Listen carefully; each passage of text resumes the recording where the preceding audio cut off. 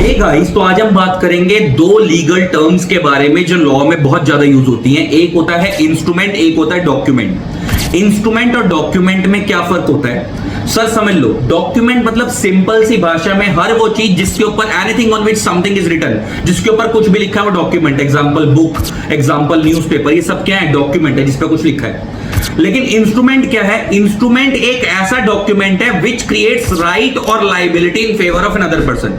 Example, मैंने एक मकान लिया और मेरे और मकान मालिक के बीच में एक रेंट एग्रीमेंट साइन हुआ, तो वो रेंट एग्रीमेंट इंस्ट्रूमेंट है क्योंकि उस रेंट एग्रीमेंट के थ्रू मेरे फेवर में एक राइट क्रिएट हो रहा है कि मैं उस मकान में रहूंगा, लेकिन एक लायबिलिटी भी क्रिएट हो रही है कि मेरे को हर महीने किराया देना पड़ेगा। मैंने किसी से कोई मकान खरीदा तो सेल डीड साइन हुई हम दोनों के बीच में, तो वो सेल डीड भी क्या है? वो इंस्ट्रूमेंट है। मेरे फेवर में एक राइट क्रिएट हुआ कि मैं आज से उस प्रॉपर्टी का मालिक हूं बायर के फेवर में, लेकिन एक लायबिलिटी भी क्रिएट हुई कि उसको सेलर को पेमेंट करनी पड़ेगी। हर वो डॉक्यूमेंट जो किसी के फेवर में राइट और लायबिलिटी क्रिएट करेगा वो डॉक्यूमेंट इंस्ट्रूमेंट कहलाएगा।